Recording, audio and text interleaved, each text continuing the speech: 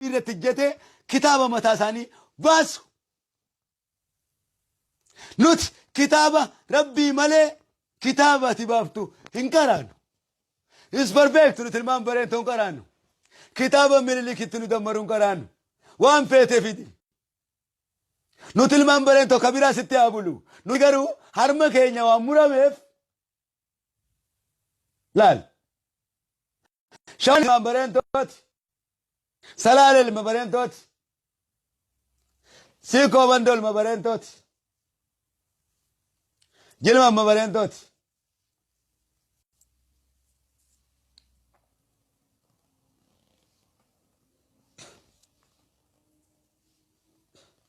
Harga ilma bareentooti. Karrayyoo ilma bareentooti. Harma keenya nu hojii diina waan ta'eef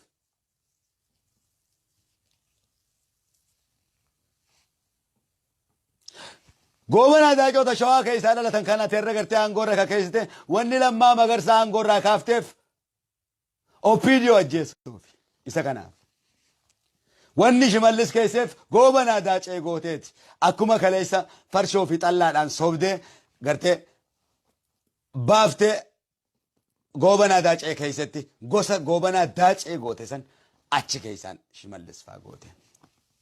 إيه يا متى ومن هي وقت مالتها لما شورنا كن بيكم سيتيو أمنتي أبي كنا تبيكم سيتيو أمنتي هدون ستاجبا دوغاكم بيكم سميتي مالي فهم بيكم سا كان موبايل كان فاتولش كان طيارة فاتولش بيكم سدوغاتينا مانا بيكم سديمقراطية واتيتي كن بيكم ساميتي شودو جاما نمهتو جاما بيكم ساميتي أبي دوغا ربي بيكم ساميتي تشودها دوغا إسا Isa dhugaa.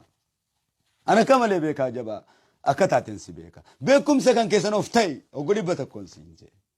Of ta'uu sirra jiraata. Ofitti amantummaan qabdu. Amaara duydarra kaatee deemta. Nu gaalaa kullehan. Nuti ati akka feete taata malee. Si jaalannee si kabanyee abish. Dhuga feetami si onnee keenya raasiyan. Sittis ni dhumneeti. Garuu Minilik sirraan fuudhan.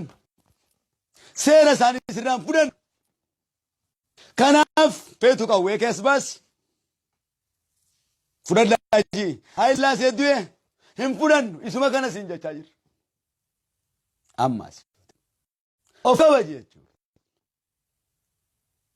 Si jaalanna si kabanya. Waan sirratti ta'e obsine garuu amaaraan nu fixaa naftanyaan nu fixaa jechuu keenya. Warra harmaa haadha teenyaatiif abbaa keenya mure otoo ati maddamaritti hin dammaramin mataan kan kee sin taqabballu jechuu keenya. Inni hin jechuu barbaadeessa kana. Oromoo tuffatte jechuu kiyyaa bishi. Ijoolleen dirree dhawaaraa dhumtee isaanuma fixutti jirta. Yoom dubbatte? Garoo hoggaate tuqamte gabbaan eeyyinee lolla.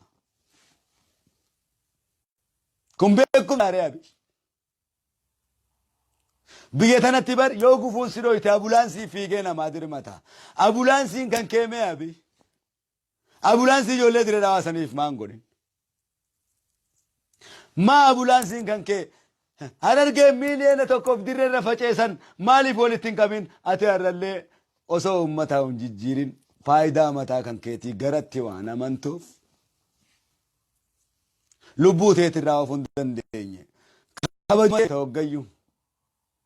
Kabajaa teefeeta malee kabajaa uummataan feetu.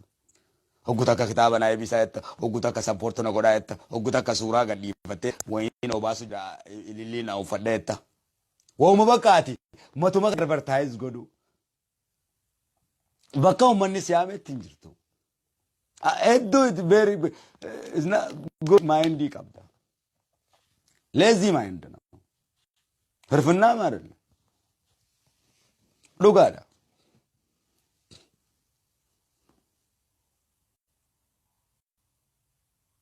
Wallee qayyifachaa jirra jechuudha.